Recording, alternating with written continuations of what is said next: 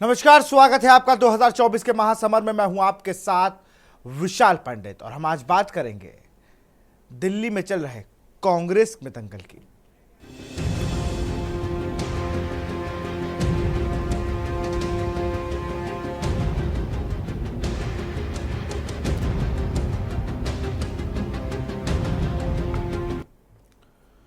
लोकसभा चुनाव से पहले कांग्रेस पार्टी को दिल्ली में बड़ा झटका लगा है। अरविंदर सिंह लवली ने दिल्ली कांग्रेस पद से इस्तीफा दे दिया है। उन्होंने इसके पीछे का कारण आम आदमी पार्टी से हुए गठबंधन को बताया। लवली का कहना है कि आम आदमी पार्टी कांग्रेस पर आरोप लगाकर बनी थी, फिर उससे गठबंधन कैसे हो सकता है। अरविंदर सिंह लवली इस्तीफा देते हुए लिखा कि दिल्ली कांग्रेस इकाई उस पार्टी के साथ गठबंधन के खिलाफ थी जो कांग्रेस पार्टी के खिलाफ झूठ, मनगढ़ंत और दुर्भाग्यपूर्ण भ्रष्टाचार के आरोप लगाने के लिए एकत्र होकर आधार बनी थी। इसके बावजूद पार्टी ने दिल्ली में आम आदमी पार्टी के साथ गठबंधन करने का फैसला लिया है।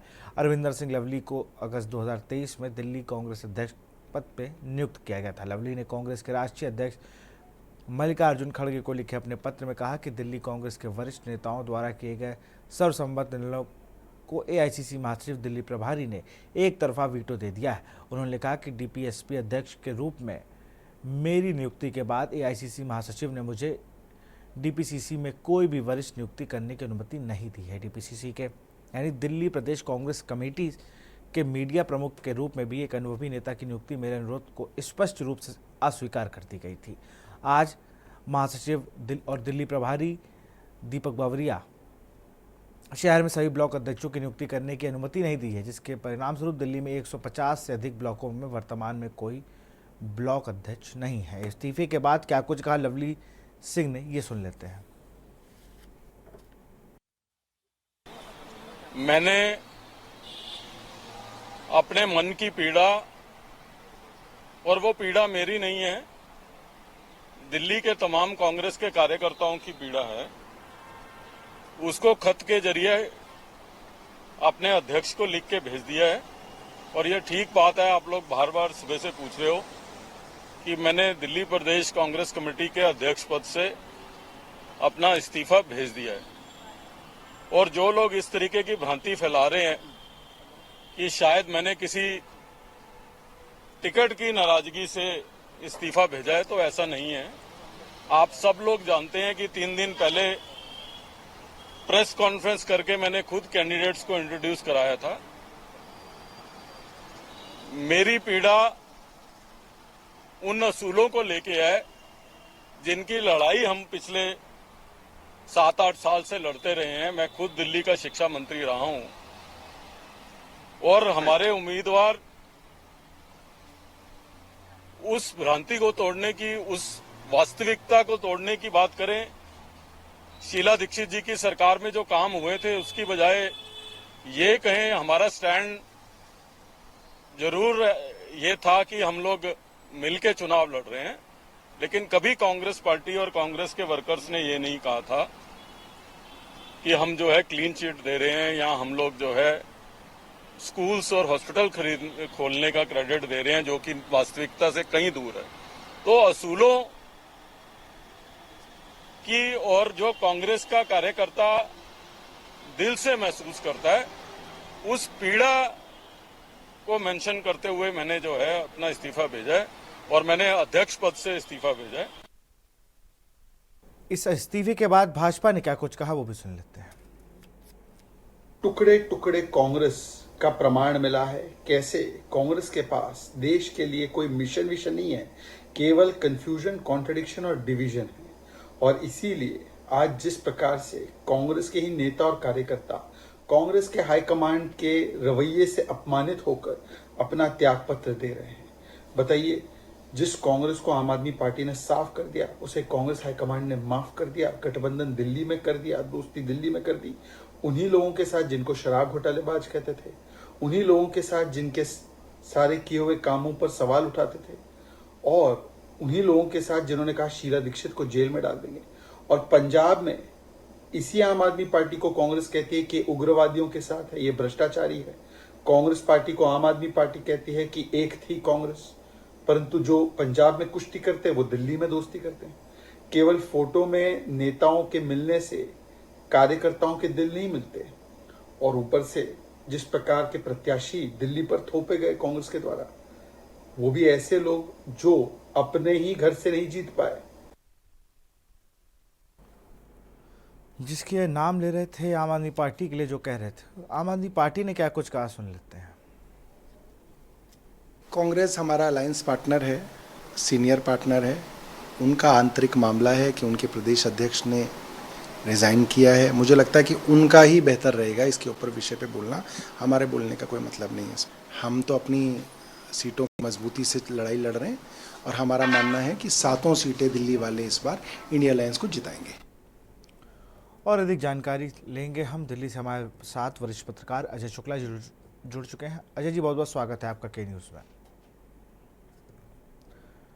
सर, दिल्ली में ये पहला मौका नहीं है कि लवली सिंह नाराज़ हैं। इससे पहले भी कई मत उनके पार्टी से भिन्न हो गए थे और कई बार वो ऐसी नाराज़गी खबरें आती हैं। इस बार उन्होंने इस्तीफा दिया लेकिन पार्टी नहीं छोड़ी है।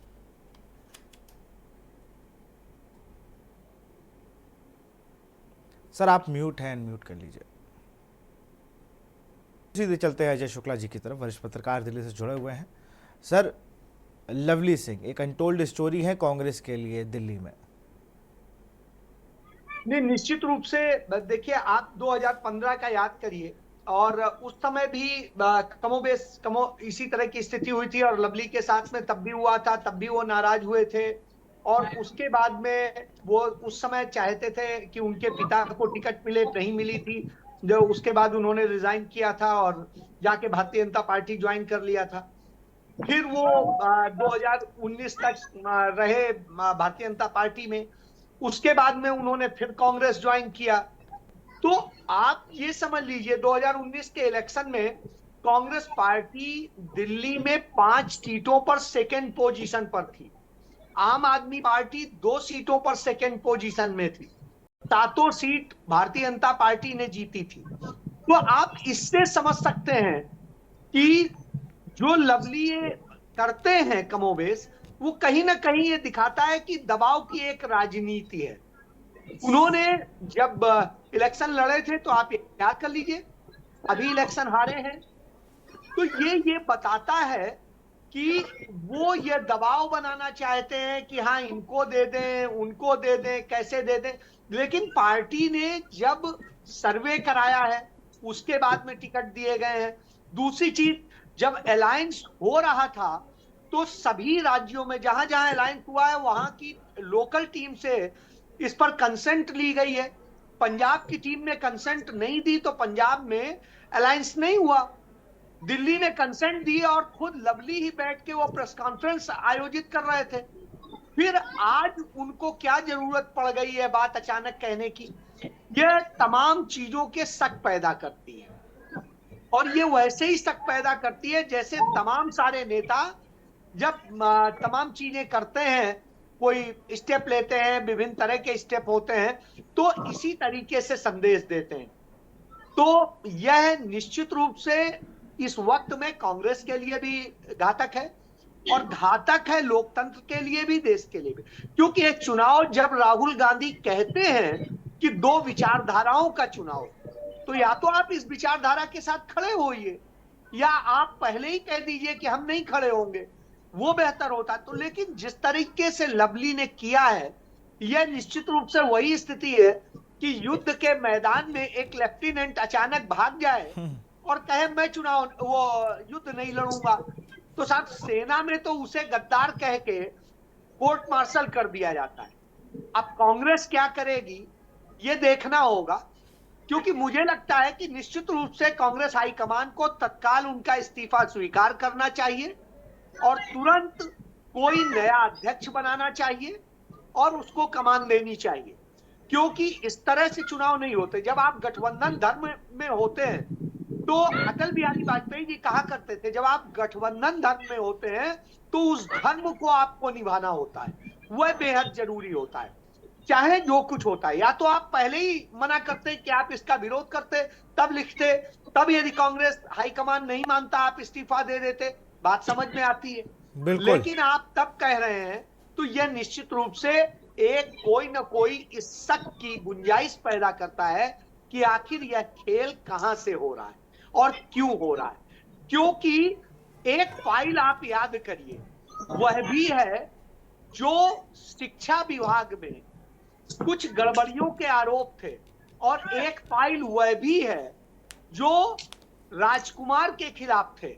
तो ये सारी चीजें कहीं ना कहीं आते हैं, तो क्या डर है या क्या वजह है, क्या कारण है, वो तो आने वाला वक्त बताएगा। लेकिन आज की डेट में इससे एक जरूर है कि कांग्रेस पार्टी को भी नुकसान होगा, इंडिया गठबंधन को भी नुकसान होगा, और नुकसान होगा उस विचारधारा को जिसकी बात राहुल गांधी कहते हैं। जी बिल्कुल, क्योंकि इस तरीके से दबाव बनाना या चीज़ों को करना मुझे लगता है कहीं ना कहीं पार्टी को ही नुकसान करेगा और बैकफायर करेगा। अखिलेश सिंह है, अखिलेश सिंह जी, कांग्रेस के अंदर क्या चल रहा है? जब लवली सिंह ने इस्तीफा दिया, संदीप दीक्षित ने बड़ा बयान दिया कि भाई इसको संगठन को देखना चाहिए, एक वो हमारी संपत्ति है, ये संपत्ति 2015 में कहीं और चली जाती है, फिर 2019 के आखिरी में आ जाती है हमारे पास।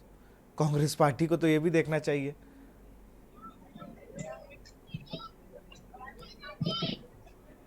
अखिलेश जी,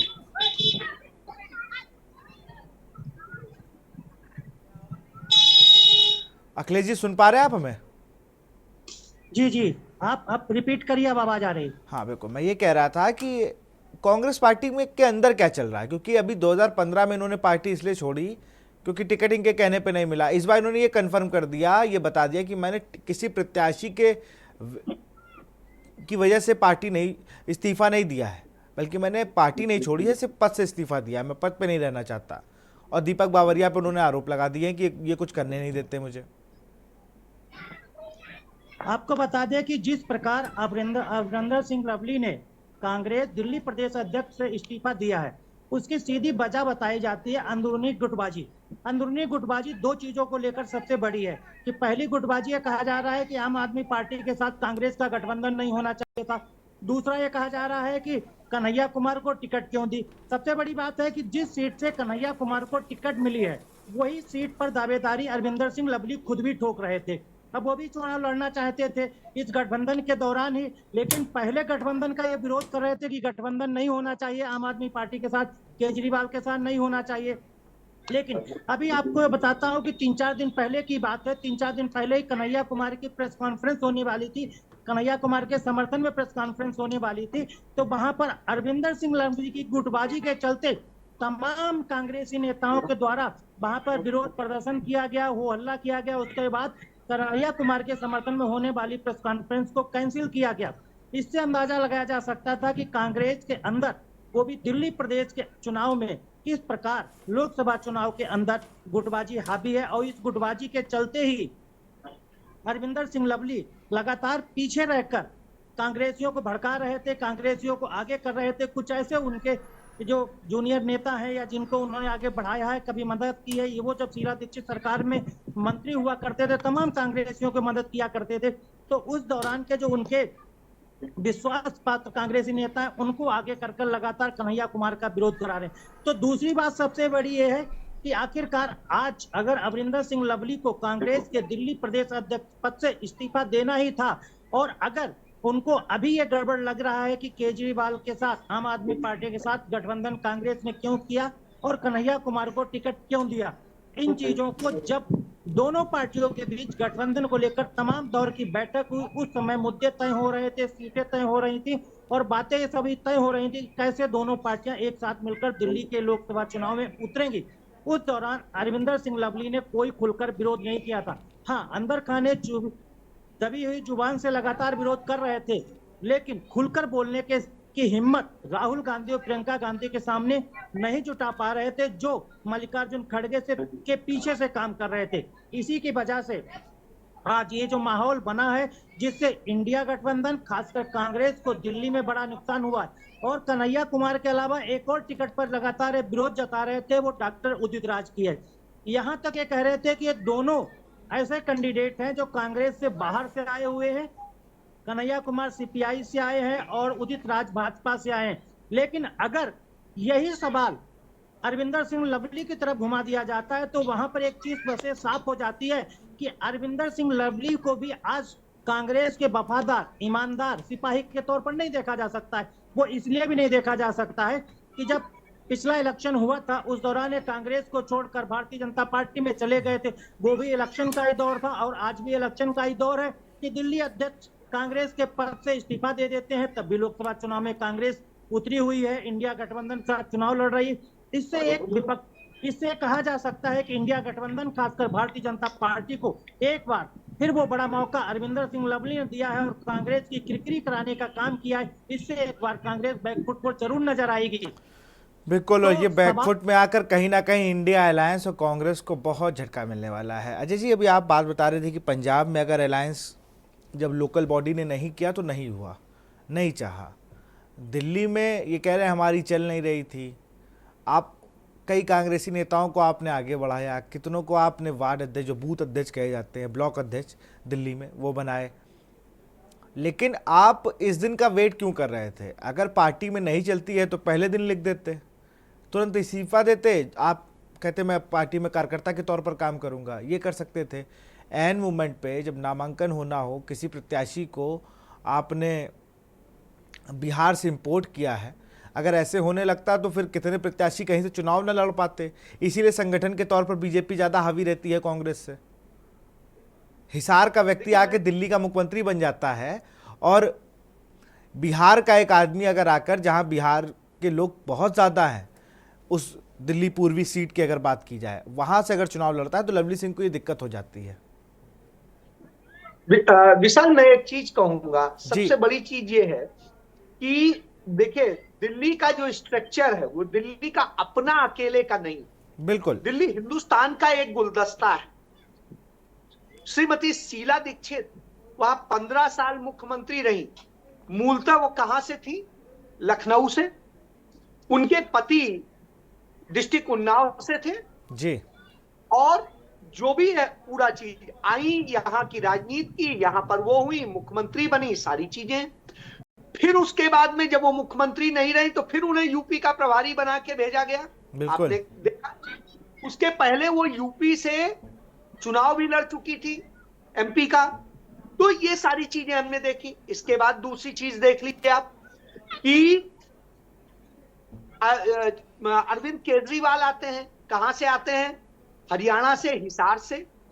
वो भी तो एडिशनल कमिश्नर थे और एडिशनल कमिश्नर रहने के बाद में उन्होंने रिजाइन किया, यहां पर काम किया।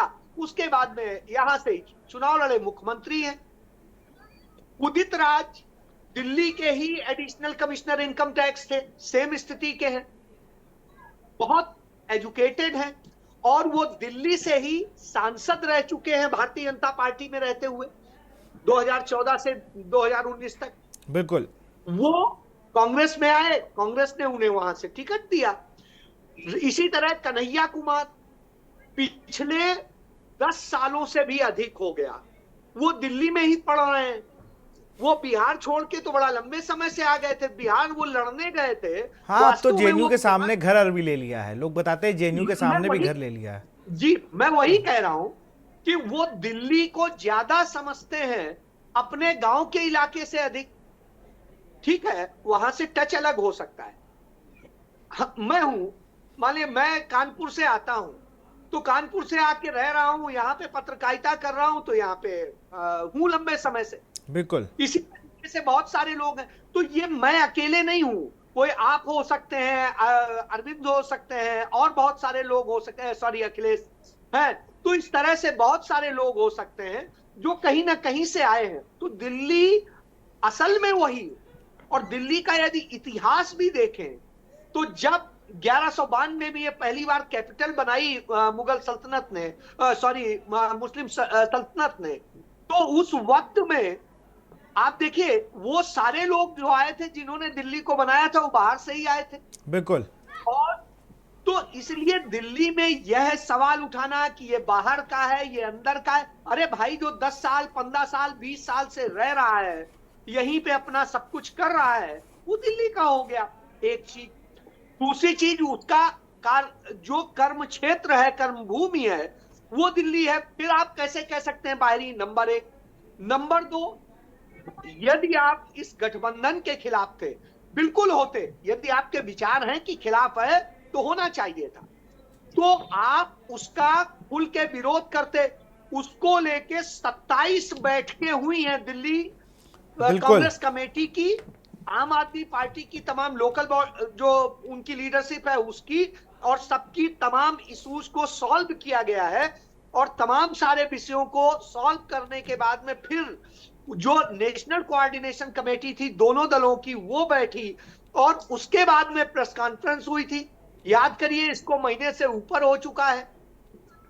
और जब यह हो चुका हो, उसके बाद में आप कहते हैं ऐसा नहीं ये है, तो साहब इससे तो यही समझ में आता है कि आप किसी दूसरे एजेंडे पे काम कर रहे हैं।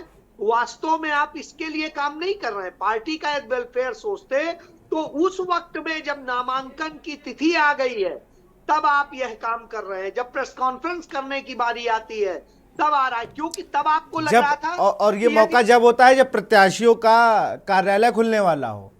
कन्हैया कुमार को तो आप दिल्ली में आने नहीं दे रहे हैं। कि जब यह स्थिति हो, क्यों?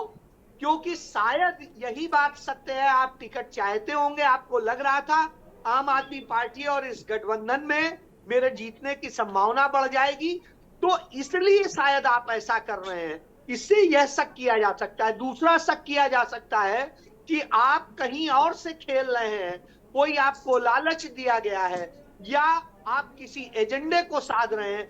क्या है ये आने वाला वक्त बताएगा, लेकिन आज की डेट में अरविंदर सिंह लवली कटघरे में खड़े हुए हैं और वो उस विचारधारा को नुकसान पहुंचा रहे हैं जो विचारधारा दलित के लिए, आदिवासी के लिए, पिछड़े के लिए, गरीब सवर्ण वर्ग के लिए, उनके लिए संघर्ष कर रही है।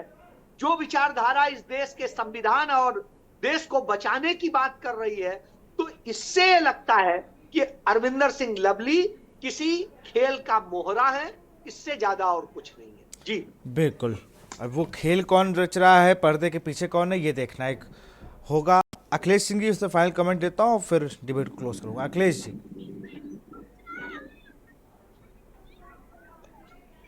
जी किस तरीके से देख रहे हैं? अब क्या है आगे, प्रदेश अध्यक्ष कौन होने वाला है?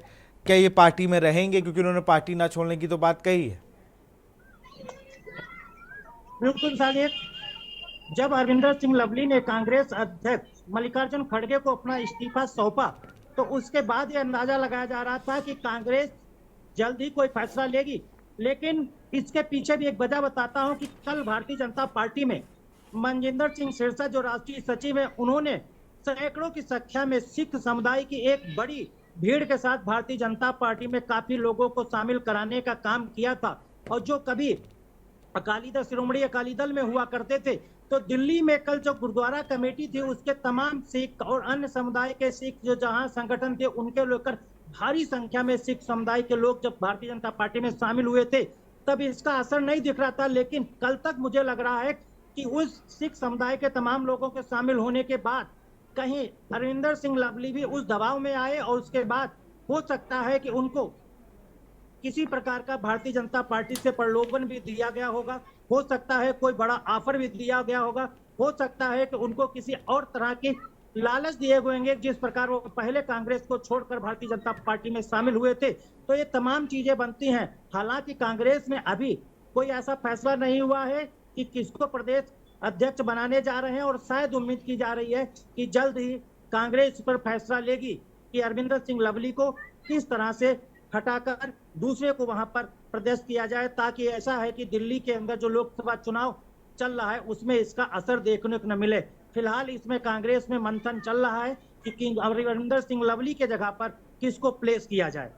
बिल्कुल, अब देखना होगा कांग्रेस की तरफ से क्या मूव होता है। बहुत बहुत शुक्रिया अजय जी आपका भी, और अखिलेश जी आपका भी बहुत बहुत शुक्रिया हमसे जुड़ने के लिए। तो दिल्ली कांग्रेस में जो दंगल चल रहा है, ये कहीं ना कहीं इंडिया अलायंस के लिए बुरी खबर है फिलहाल, अगर देखा जाए। क्योंकि जिस तरीके से ऐन वक्त पर इस्तीफा देना, अब इसके पीछे क्या मकसद है, क्या प्लान है लवली सिंह का, ये भी देखना होगा। कांग्रेस इस पर क्या करती है, ये एक बहुत बड़ा प्रश्न चिन्ह है कि कांग्रेस किस तरीके से इस इस्तीफे को या अरविंद सिंह लवली के इस पूरे सिनेरियो को देखती है। फिलहाल 2024 के महासमर में इतना ही। तरीके न्यूज़ इंडिया, नमस्कार।